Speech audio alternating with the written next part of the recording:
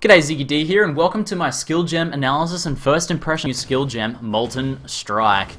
Pretty awesome looking skill. It's one of the most visceral ones that's been added in a while. I also think it's one of the most interesting and kind of complex skills. One of the coolest and most interesting skills that's been added in a while. That said, with my testing today, I've not been able to make it very effective. But that's okay. New skill gems get introduced to the game, and you kind of take a while. It takes a while before you can build builds and create ideas around them to make them super effective. Sometimes you get skill gems that right away you can just slot into your build and they just work straight up.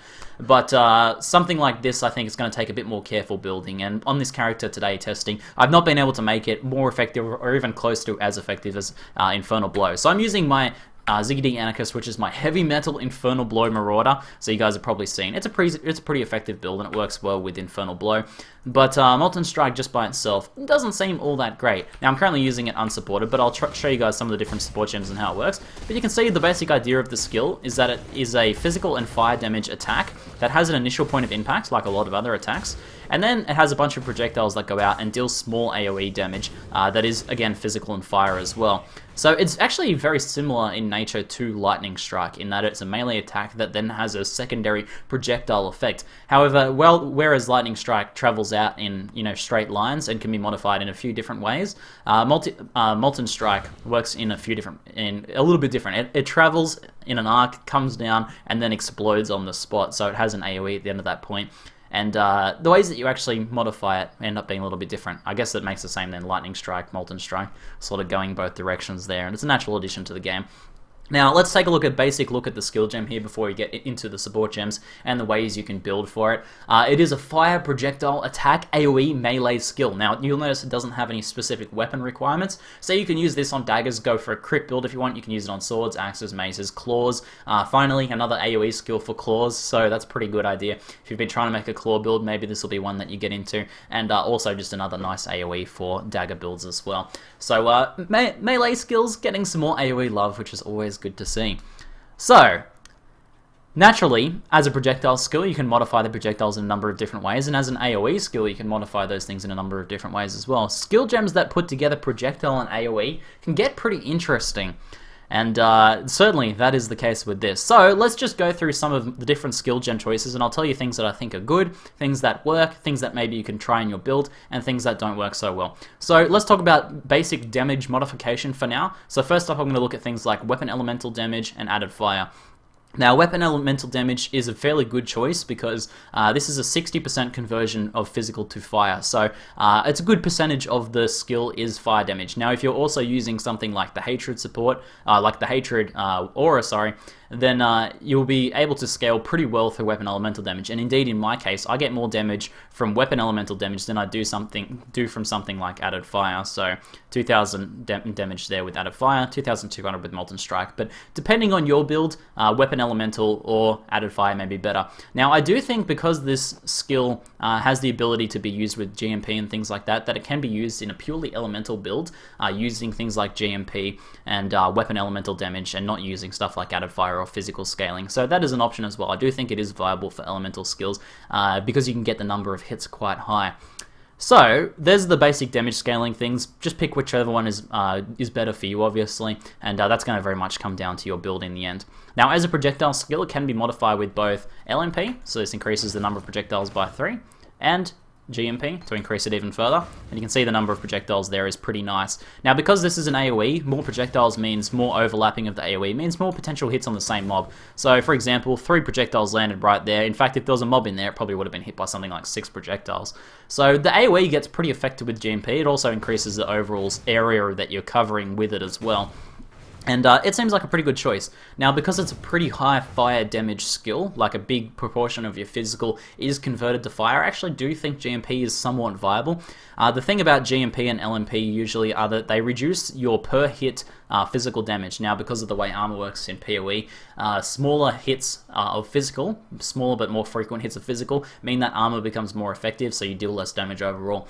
But since it is a big elemental conversion, I actually think GMP is pretty viable, especially if you're also using something like Hatred. So I do think that is a pretty good choice. GMP is a pretty decent choice, and maybe LMP if you want to save some of your physical damage, be a bit more effective with physical. But both do a good job of increasing the number of hits and your overall AoE. So next up we have Point Blank and Iron Grip. So these guys are ways of increasing the damage of the projectiles. There's a few other things I want to talk about with projectiles, but we'll get into that in a moment.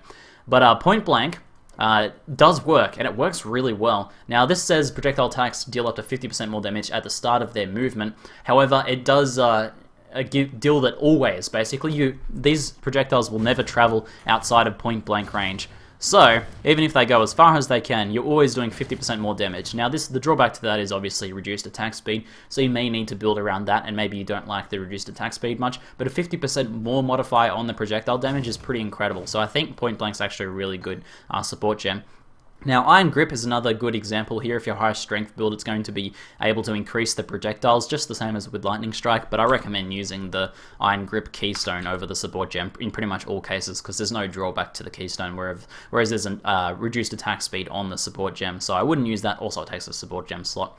Now, things like Fork and Chain and Pierce, none of those work. The way this skill works is it travels up and then hits the ground and then does an AoE. So because it hits the ground, there's nothing, it can't chain, it can't fork, none of that will work. It's not worth using or even trying any of those. So, now let's talk about the idea of these projectiles and combine them with the AoE tag. The AoE tag, as I said, these things get pretty interesting. So let's say we're using GMP. We've got a large number of projectiles here. We cover a pretty good area. Now, Conk Effect, I think, is a really, really good choice for this skill. And in fact, I'd say probably one of the mandatory support gems. And what Conk Effect actually does is, in addition to increasing the damage, so you know your 52% more area damage, so the AoE of these projectiles will be dealing more damage. It also reduces the clustering. So you can see while using this that the clustering is more consistently just in front of me and in a smaller AoE. What this means is that by the nature of the hitboxes on mobs, you're going to be hitting mobs with a lot more projectiles much more frequently, much more reliably. So both the fact that you're increasing the damage of the projectiles and hitting the same mobs with more of the projectiles, I think Conk Effect is a fantastic choice for this skill. Now you can also use increased AoE. I was using my Marori Urki earlier, and this will increase the AoE of the projectiles, but it will also make them spread more. So if you want more, I guess, group control, like you're trying to hit larger packs, you want to be maybe able to kite a little bit better in hardcore or something like that, then increased AoE is a decent choice. But I would say Conk Effect is probably the best choice overall. So it's a fantastic one. It's one I'd leave in. So now we're looking at something like, you know, GMP Conk Effect or LMP Conk Effect, or maybe none of those, and Conk Effect, still very good choices. Now next up, obviously anything that affects melee skills will affect this, so Multi-Strike works just fine and is a decent choice I think, as is faster attacks. Melee Splash I don't think is a very good choice. Melee Splash only makes the initial point of impact with your actual weapon strike splash, which adds an AoE effect to non-AoE melee skills, but since this is already an AoE melee skill, I don't think Melee Splash is worth using. It feels like a bit of a waste of a support gem slot. I think the main focus should be on scaling the projectiles as much as possible. Other things that don't work include slower and faster projectiles. Initially I thought that maybe you'd be able to increase or decrease the clustering with slower projectiles, so slower projectiles you would expect to make things a bit closer, but neither of these has a bit of a choice. I actually got this confirmed by Rory, one of the developers, and he said that, you know, with physics, the skill would look a bit weird with faster and projectiles and slower projectiles working well, so they didn't like it and they disabled that. Now I'm pretty sure physical projectile attack damage does work. I haven't been able to test this too much. This doesn't seem to have a drawback as well. It does more increased physical attack damage, and the tag certainly adds to the skill. And so I'm pretty sure you're able to increase the base damage of the projectile, which is then converted to fire and scaled normally. So physical projectile attack damage seems like a good choice. But I haven't really been able to confirm how good this is just yet, but it's one maybe you should test out, test with your build and sort of see how that works. So my overall impressions are that this doesn't work very well in a build like this, and a slower attacking, more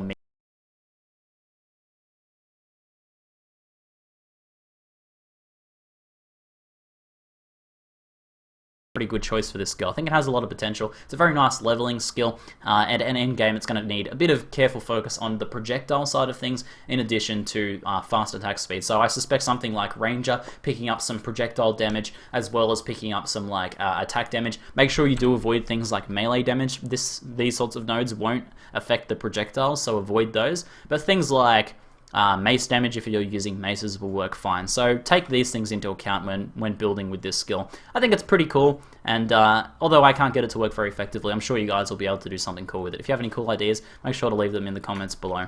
But anyway, that's it for now. I'm ZiggyD, and thanks for watching.